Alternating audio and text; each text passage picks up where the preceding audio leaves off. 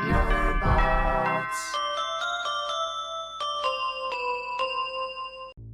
Hey, what's going on? What is going on, people? Welcome back. Yeah, welcome back to you. You've been traveling and busy and all this other fun stuff.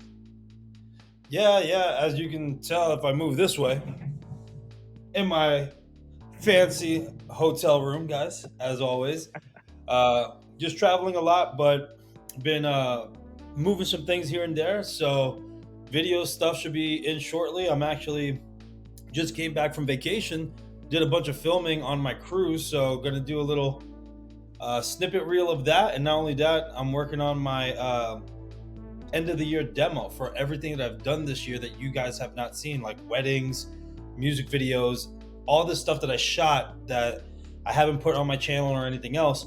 And I think I figured it out, guys. I finally figured out a way to do my channel, be more on Nerdbox again. And so I think it's going to be great. I think we're going to hit the goal of beginning of this year. So January, we should start getting the ball rolling, snowball rolling, right?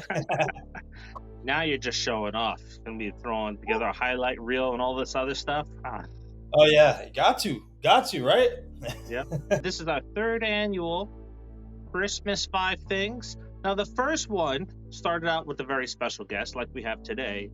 And I got a little flack for that episode because it was 5 Christmas movies that are not a Christmas story that you should watch. And our special guest was Angela Goethals from Home Alone. Listen, Kev, what are you so worried about? You know Mom's gonna pack your stuff anyway. You're what the French call les incompetents. What? And Home Alone wasn't on my list. So I got a lot of heat for that. So I may get heat if the movie... Yeah, could get heat today from our special guest if I don't have the movie on the list. Well, you know, Dave, I always get heat because Heel Danny's here. and also, just to warn everyone, you're going to see my list is kind of be weird. Today, ladies and gentlemen, is going to be kind of weird, so hold on to your pants. Sounds like somebody's breaking the rules. So, without further ado, we are going to have Art the Clown himself, the mean one, with us, David Howard Thornton.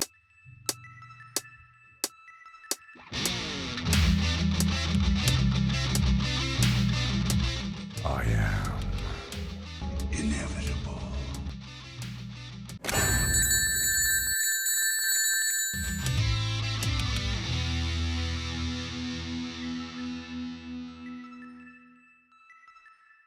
Hey, welcome. Hey, how you doing? Gotta see if I can center myself now since we're in this little box here. There we go. We are doing good. Thank you for joining us. How's it going? Yeah. Oh, I can't complain. I'm having fun. Being lazy. I'm trying to relax as much as I can in between con season and starting to film Terrifier 3. So I'm taking my time just to relax. Yeah, you are all over the place with the cons this year. How much time were you home than actually on the road? Oh my god, I think I did about 26 cons this year. So Wow. that was a lot. So basically every other week I was on the road. So yeah. Oh, So now earlier this week you were on Donna Jean's Coffee, A House of Horror, so we dove Yes. into a lot of things about what you're doing now and what's coming up. But for those that may not have seen it, so can you let us know when Terrifier 3 starts for you and maybe what Yeah. people should expect, especially since we have some Christmas in there? Yeah. Terrifier 3 is going to be a Christmas movie. So that's going to be nuts. This is something we've had cooked up for at least 2 years. You know, before Terrifier 2 even released, you know, we were talking about doing a Christmas movie for the third one. So that was a hard thing to keep quiet for that long because I was so excited about it. I was like, oh my gosh, because like you've never really taken a horror icon and like a slasher icon and put them into a Christmas movie. They've always just kind of stayed in their lane, like let's go outside of our lane and go a little bit crazy and see where we can go with this. So we're excited. We start filming in late January, early February, and we're releasing it next October. So it's going to be fun. We've got a big team behind us this time because we have a bigger budget. So we have Christian Tinsley's team coming in to help us with all the practical effects out there from Los Angeles, and he's got a fantastic cinematic resume behind him. So, these kills are going to be in good hands. So now Damien can really focus more on directing and all that. He's not going to be losing as much sleep, I hope. So, And So that's a quick turnaround. yeah, it's a very quick turnaround. But October.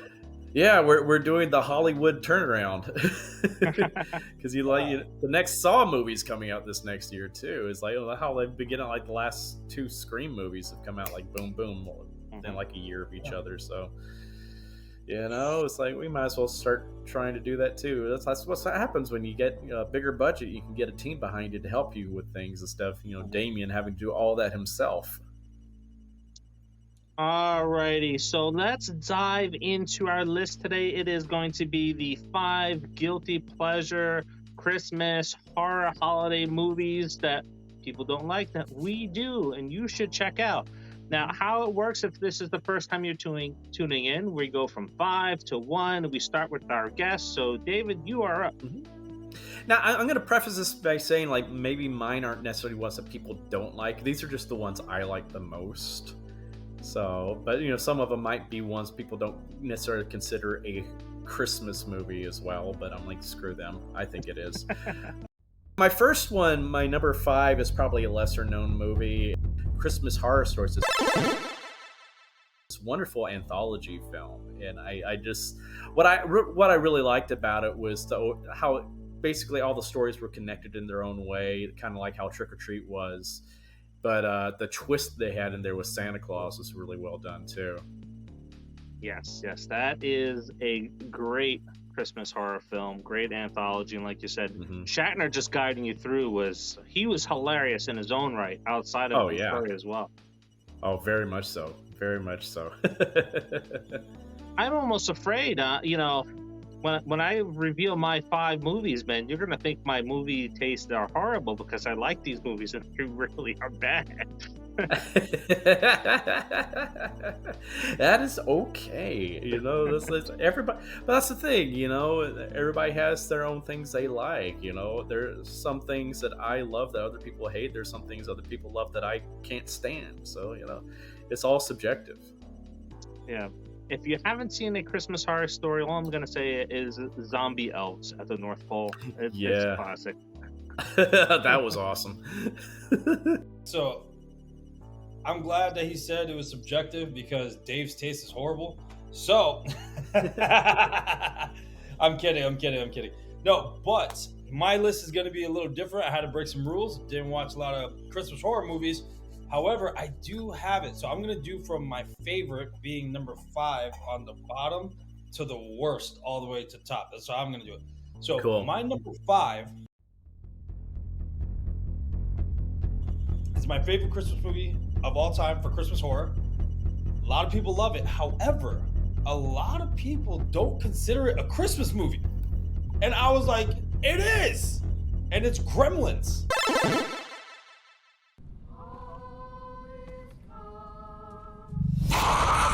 Gremlins is my favorite Christmas movie of all time. Scared the shit out of me as a kid, But yeah, it's one of those movies that very, very unique. And as I got older and I started, liking it more, it's just one of those things. It was my first, I guess, element of the combination of the two. You have these freaky little creatures that are terrorizing and ultimately killing people, right? Oh yeah. Even though it didn't really show you. But also it was funny, it was campy, and it had the whole Christmas spirit in it. Also, be careful what you wish for type deal, right? So that's, I absolutely thoroughly love it. And a lot of people don't consider it a Christmas movie. And when they hear that it's a Christmas movie, they're like, it's a Christmas movie? I'm like, what do you mean, it's a Christmas movie? The famous Santa Claus monologue, come on. Right? Gizmo was a Christmas present. Yes, Yeah. it's so true. Mm-hmm. I still remember when it came out when I was a kid, and I didn't see it when I was a kid because it looked too scary to me when I was that age. I was like, oh my god. The practical effects in that movie was fantastic. Like the gremlin on top of the mom's back biting at her neck, man, that just sticks with me. Wow. Mm-hmm. Yeah. Mm-hmm. I think the one thing that really stuck, besides Stripe, obviously, because he had it different than everybody else, right? But Yeah. I think the one thing that I didn't appreciate until I was older, because I never caught it as a kid, is that the gremlin in the tree, in the Christmas tree, because his eyes blend in with the ornaments, but then when the lights turn off, you just see his eyes in there, and then he jumps out. Yeah. That was really cool. Yeah. That was a cool thing. So, Oh yeah, and I also, of course, love the stairmaster going all the way up the stairs and. yes. Mrs. Yes. Deagle. She was the real villain of the movie. You really hated her in that movie. She was such a bitch. It's like that was a very satisfying death. Oh yeah. Yeah, right? Out of everyone that died, the only person you didn't feel bad for was Mrs. Deagle. You're like, Yeah, yes, it's like, all yes, right. launch your ass.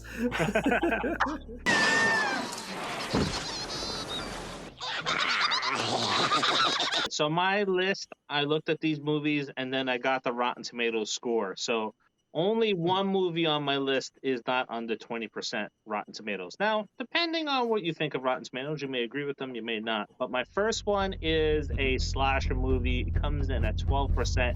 It's ATM. Now, I'm not sure if you both know of it, but it stars Josh Peck from Drake and Josh.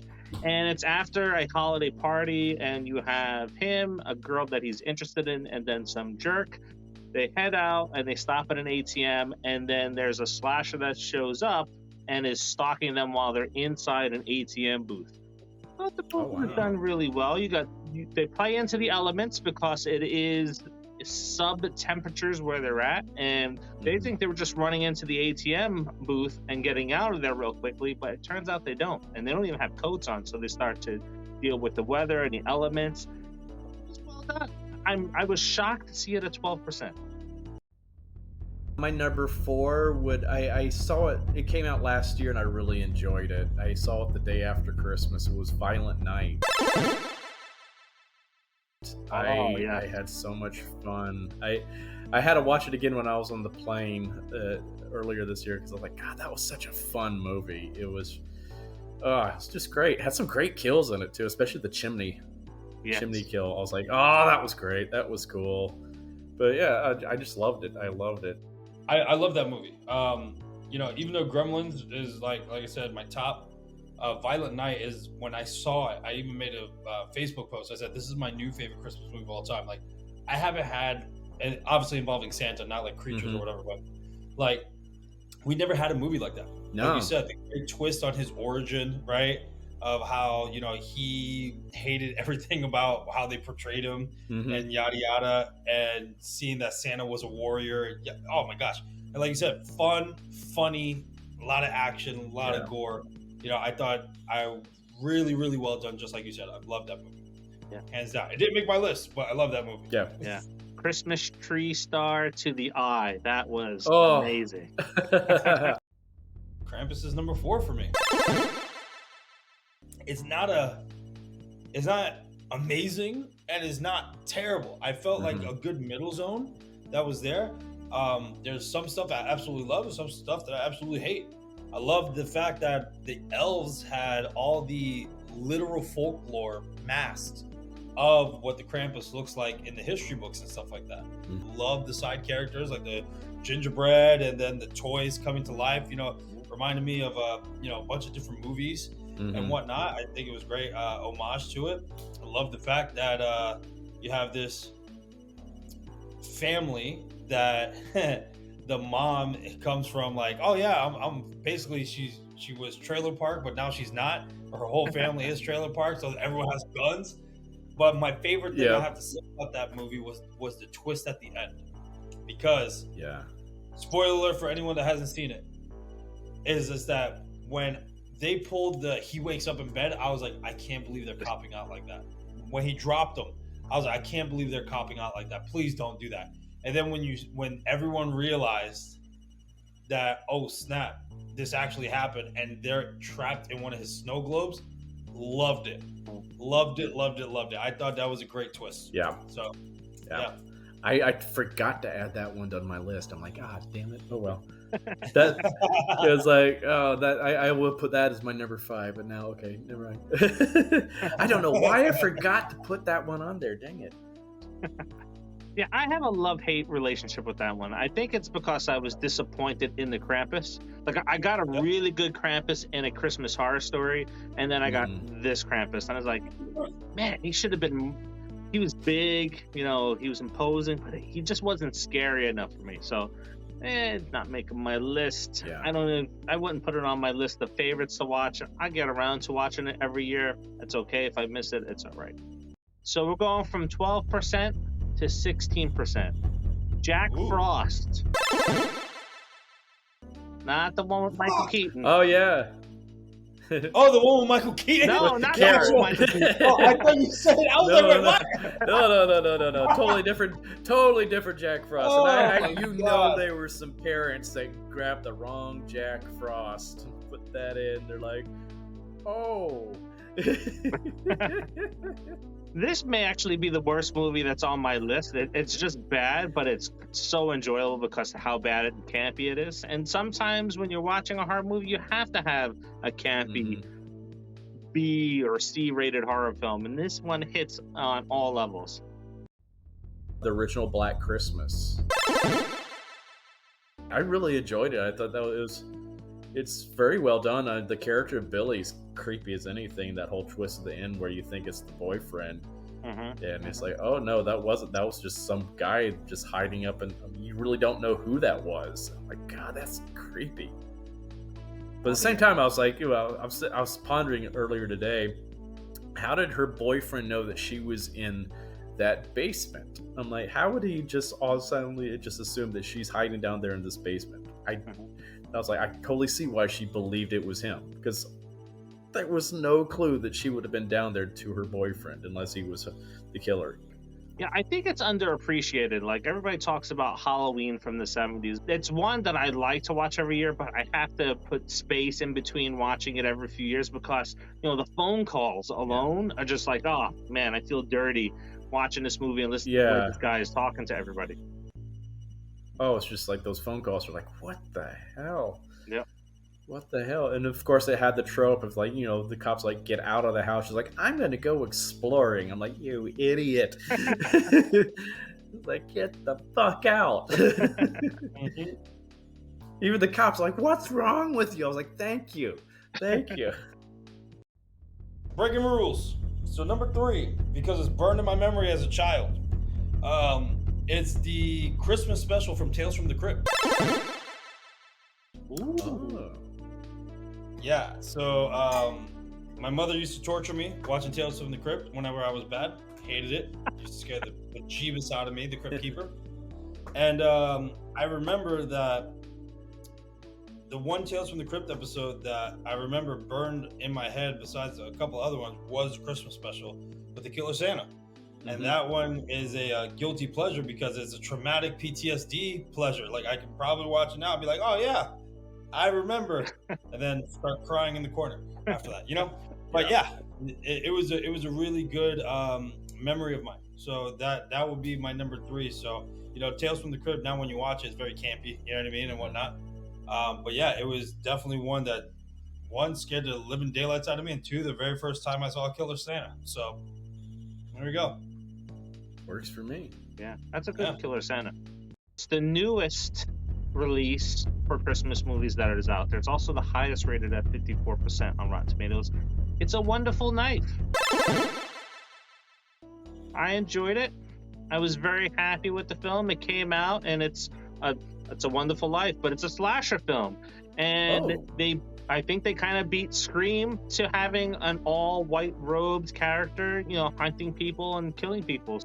Essentially what it is, you know, we open up with some great kills, and we have the girl, our final girl, that says, you know what, I wish I was never born, because the year afterwards just is nothing but horrible for her, and she gets thrust back in time to the events that unfolded without her being there, and then she has to figure out how to put all the pieces back together. So it was done really well.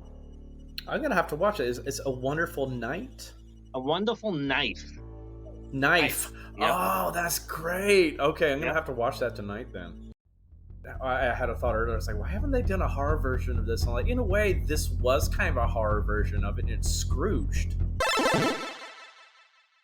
Oh, okay. with Bill Murray, Yeah. because it does have those horror elements, and especially with Christmas Future with all the faces inside of his thing. And I mean, it had the dead guy down there, the homeless man that froze to death, and all that. And it's such a good movie. Oh my gosh, that's such a fun. I loved it when I first saw it as a kid. It's just like, and plus that the Christmas Carol is one of my favorite stories of all time. Anyway, I just there's so many great ways you can do things, different variations of it and stuff like that. And I thought that was such a clever take on that. And it was also fun seeing Bobcat Goldthwait in a totally different type of role than he usually does. So that was fun too. And of course, you can't beat Carol Kane in that movie, just slapping him around the whole entire time with a toaster. So it's just like, oh my god, such a great movie.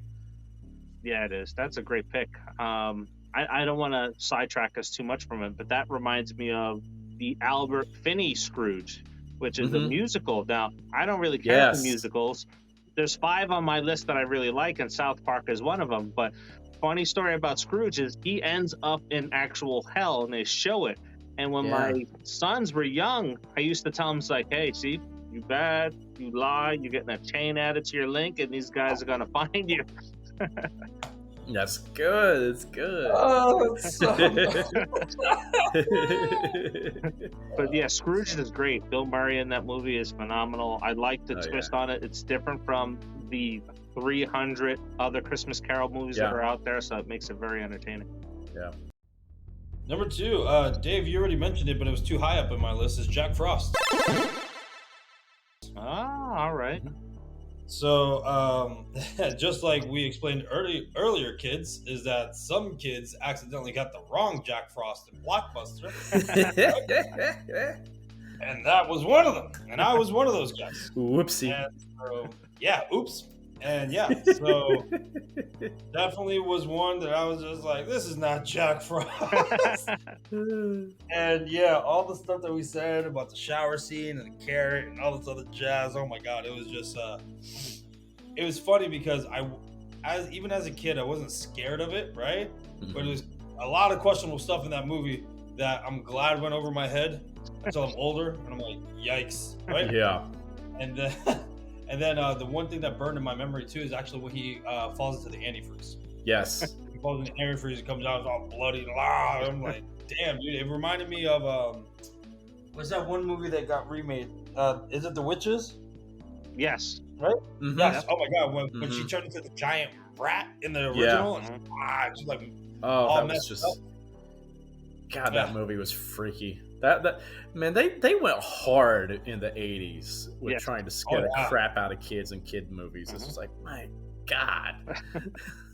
80s and 90s, man, were just really like, no one cared.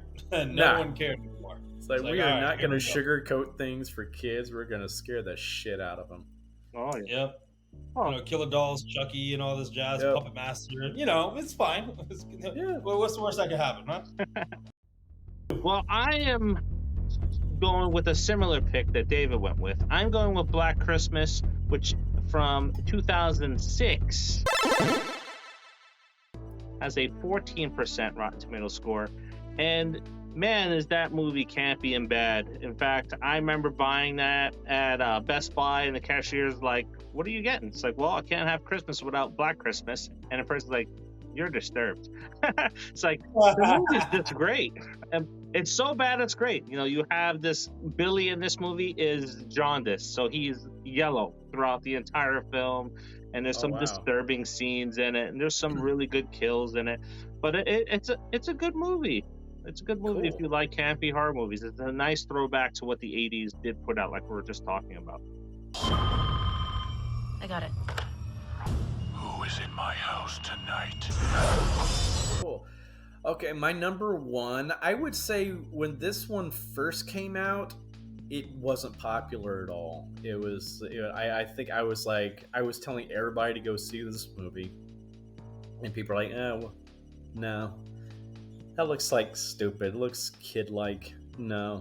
And I was obsessed with it. I used to draw pictures all the time. And it was just because I loved it. I got a whole book on how the movie was made when it, like a year later. So when it finally came on VHS, I would just watch it over and over and over again. And it's The Nightmare Before Christmas. I just love that movie. I just think it's so good. It's just. I can watch it over and over and over, and every single time I watch it, I find something new in it too, like in the background or something like that. Like one of my last times I watched it during like the crowd scene where they're talking about the town hall meeting, you can see both the Grim Reaper and the Wicked Queen as the crone in the background in the last row. And it's like you never see them anywhere else in the movie, but you see like she's holding like the apple, and then the Grim Reaper's just sitting there. I'm like, oh man, it's those little details that I love about it, and I was just obsessed with that movie. Nightmare Before Christmas came out at a time I was at that weird age, like where my daughters are at now. It's like I'm too old to watch that, and, you know. And then that's something that you come back many years later. It's like, oh, it was really good. So it's in that grouping of films. It's like I can watch it, but it's not. It doesn't have that special memories to when it first came out, like it does for a lot of other people. It's like it's good. Right. I tend to like Corpse Bride a little bit better than that one. But yeah, that's a great pick. I hope everyone's ready because I'm breaking a huge rule right now. All right. So my number one, because it's definitely horror to me. It scares the bejeebus out of me every time I watch it, okay? However, it's also a guilty pleasure because my girlfriend will watch it, and all of a sudden, you know how when you're like, I'm not watching it, and then you get hooked onto dumb shit like that? Yeah, so it's a guilty pleasure as well. And it's every single Hallmark movie ever made. That's my number one. Absolute horrible. It's horrible to me. It's strictly horror. It scares the shit out of me every time I watch it. However, you watch that shit, I'm like, I'm not watching it. And, all of a sudden you're like, well, what's happening? Well, what's this character doing? And now I'm invested, and then it becomes a guilty pleasure. I've never walked off of this show before, but I am very tempted to, Danny, with that pick. Hey, listen, when you have relationships that all past, there we go. What is it? Ghost of Girlfriend's Past or whatever? Yes. Okay. When you have all that in your past and they end up watching it, I'm a movie guy and I'm not watching that shit. But then every time I'm like, all right, what is this garbage? And they're explaining to you, and then you're like, I'm invested. Just zoned in. You're just hooked. Damn it. I don't know what's worse. You admitting that you watch it, or you say that you get invested in it? Oh my God. Both. I listen, every time after I watch a Hallmark movie and I look in the mirror, I go, like, yeah. All right? It's so funny. That's because like several of our Terrifier people have been in those movies too. It's like, I know Catherine, I think Catherine was in one, and I know Lauren was in one. She was in this one called A Taste of Christmas. Or something like that. Well, guess what? The Terrifier cast, you guys are awesome. How about that? Everything else is bad. Thank you. I was actually asked to be in one of those a few years ago, and I turned it down. It was like this small little crappy role that, like, if the character was not, if in the script no one would notice, the character had no bearing on the plot whatsoever, and I was like, absolutely not. I think a lot of people just didn't get it. Some people don't get a lot of the indie films that are coming out now and what they're meant to be. And this is not me kissing ass, because the Grinch is a horror character from the beginning. So my number one is the mean one.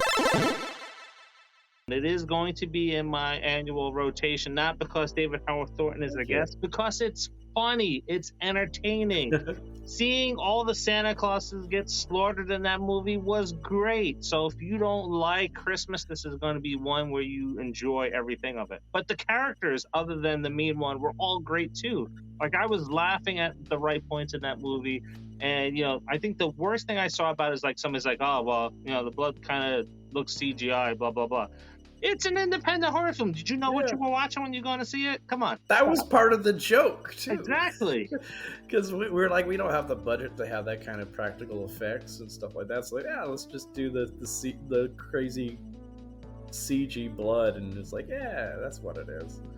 Yeah. It's so tongue in cheek, and I'm glad so many people got it. This is what this is supposed to be. It's supposed to be tongue in cheek. I always call it, it's a Hallmark Christmas movie made into a horror movie, and it's great. I loved it, and there's it's especially if you're a Seuss fan. There's so many like inside jokes to different Seuss works. I think there's over 40 Seuss Easter eggs in that movie. Yeah. Which was Wow. fun. Yeah. It was fun. It was just, we had fun making it. We made it in 14 days. Wow. Oh, Yeah. that's cool, man. Yeah, it was very, very small budget. So I was like, yeah. It's like, oh, this seems like, and it all started because like the director had created a fake movie trailer a few years ago, and people are like, you just need to make this into a movie. He's like, oh, okay. Yeah. So yeah, and I'm just didn't know amazed we that's didn't get wow, sued by the okay. Seuss estate. Yeah. Yeah, well, that's why we never call him the Grinch in the movie, is because we're trying to avoid lawsuits.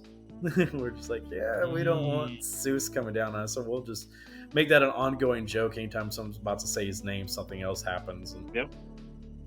it's like, yeah, that works. That's cool, man. That's cool. Yeah, that character was always, like I said, character has always been horror related anyway. Yeah. So it's nice. I know, that's what amazed me. It's like when they first approached him, I was like, oh my god, how has this not been made into a horror movie yet? All right, so Dave, anything that you want to plug that you got going on? Because I know you have an upcoming convention next month. Yeah, I actually heading back to my hometown of Huntsville, Alabama for Huntsville Horror Con. It's their very first horror convention. So I haven't been home in 5 years, so that's going to be fun to go back.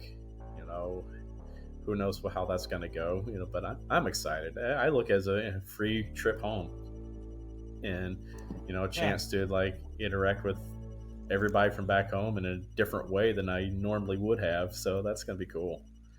But yeah, of course, I start filming part 3 in January, and I have 2 other movies that should be coming out next year that I know of.